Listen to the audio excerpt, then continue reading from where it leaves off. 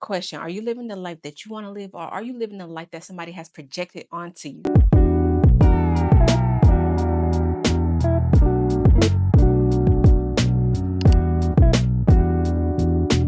Hi, welcome back to my channel. My name is Erica Marche. If you are new here, please join the family. Don't forget to like and subscribe.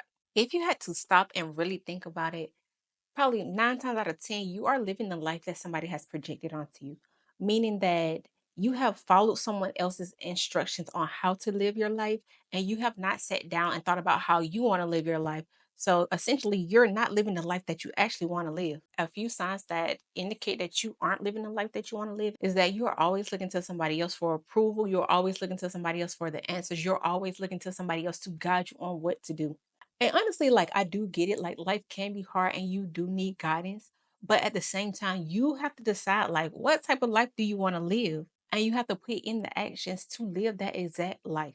And I know that, and I know that could be hard, especially when you have people in your ear trying to tell you what's best for you, or maybe not agreeing with the goals that you have set for yourself. But like as someone who has lived the life that they wanted to live, no matter who disagreed with it, no matter who agreed with it, I can tell you living the life that you set up for yourself is like 10 times more fulfilling than living the life that somebody else has set up for you.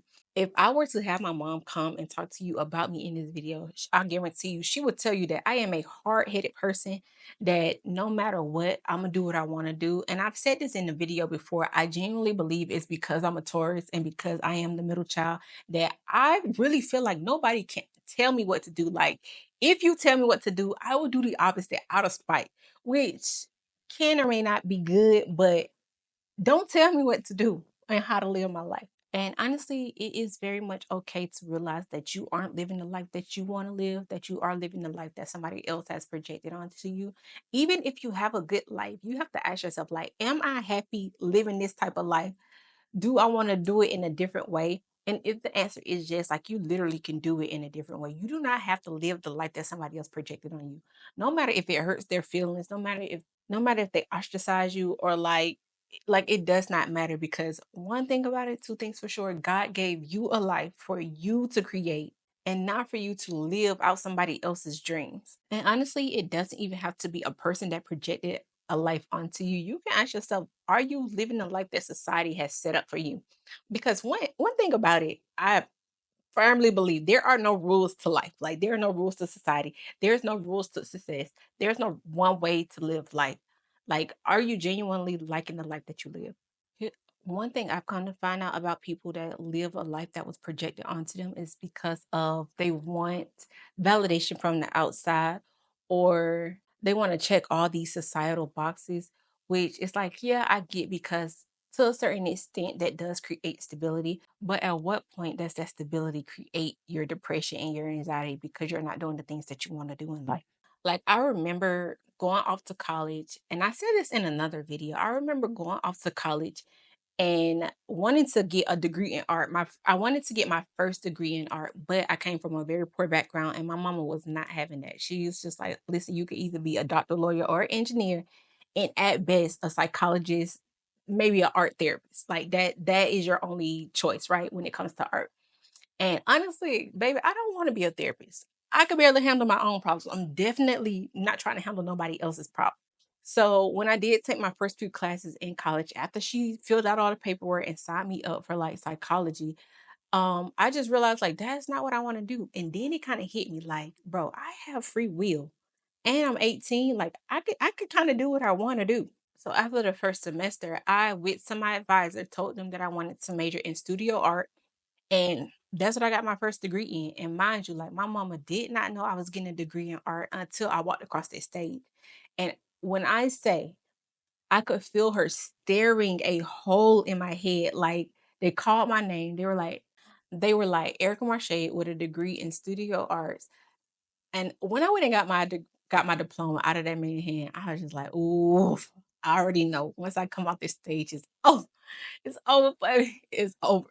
So as soon as I got off the stage and like we went to go see our families or whatever, my mom was like, "You got a degree in art? Like in art?" I was like, "Yeah." And she was just like you could see she was upset, like she was pissed. Because basically, like, what are you gonna do with a degree in art, especially when you don't have any connections in this world and you live in a small ass town, like where art is not really a thing? What are you gonna do? And honestly, I kind of had it planned out already because that was my first degree. I knew I was going to get another degree. I was going to take the summer off and then go back to school.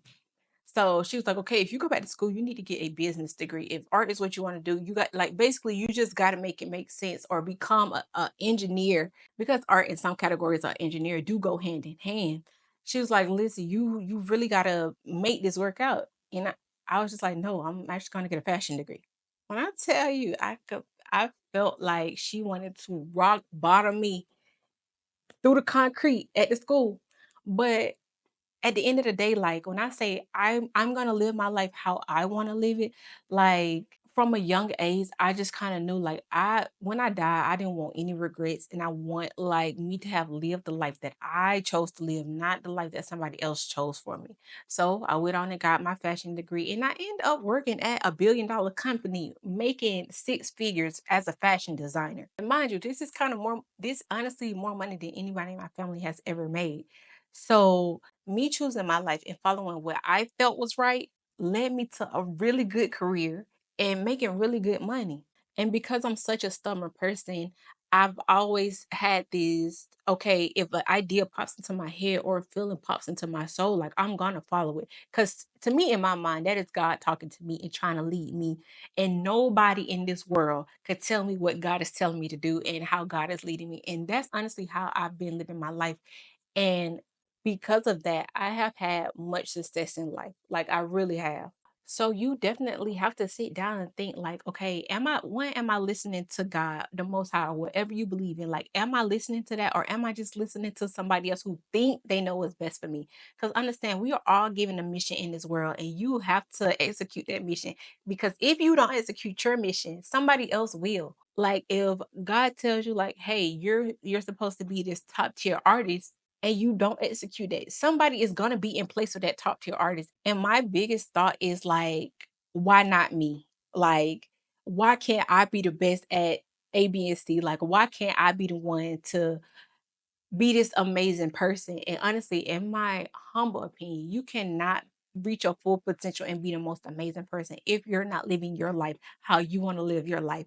If you are living your life how somebody else is telling you how to live your life, honestly, you're not going to amount to what God has brought you here for. Like, and that's just the truth. Now, at any given moment, you could always switch gears. Let's say you do see yourself like, okay, I am not living the life that I want to live. I am actually living somebody else's life. I did go get that degree because somebody else told me to get that degree. I am moving through the life not on my own terms. At any given point in life, you can always turn around and do what you want to do. Like, I really feel like people don't understand, like, you have free will. Like, if you want to hop up on the table and hit a cartwheel, there is, when I say there is nothing physically stopping you from doing that, like, nothing is physically stopping you from doing that. Just like there is nothing physically stopping you from changing your life. Yeah, it might look different if you have kids. Yeah, it might look different if you have a certain income. But at some point, if you take the action and take the steps, you can end up living the life that you want to live. And honestly, once you make that decision to live the life that you want to live, you have to tune out the noise. Like you have to tune out the outside voices. Like one thing about me, I, I will go deaf, honey. Like if somebody tell me like, "Oh, Erica, you shouldn't," I can't hear. Like I have no clue what you're saying to me right now. Like you cannot, again, you cannot tell me what to do. Like, even if the people are well-meaning, and a lot of the times it is, like, you do have family members and friends that are well-meaning, but you still have to tune them out as well if they are not giving you the advice on the life that you genuinely want to live. Now, one of the hardest things I think that would happen if you are living a life that you don't want to live is that you have developed a routine or develop habits for a life that is not aligning with who you are as a person. So of course you have to like redevelop habits and redevelop a routine that's going to allow you to align with your vision and what you want to do. But it's not impossible. Like you could start small. You don't have to start so big.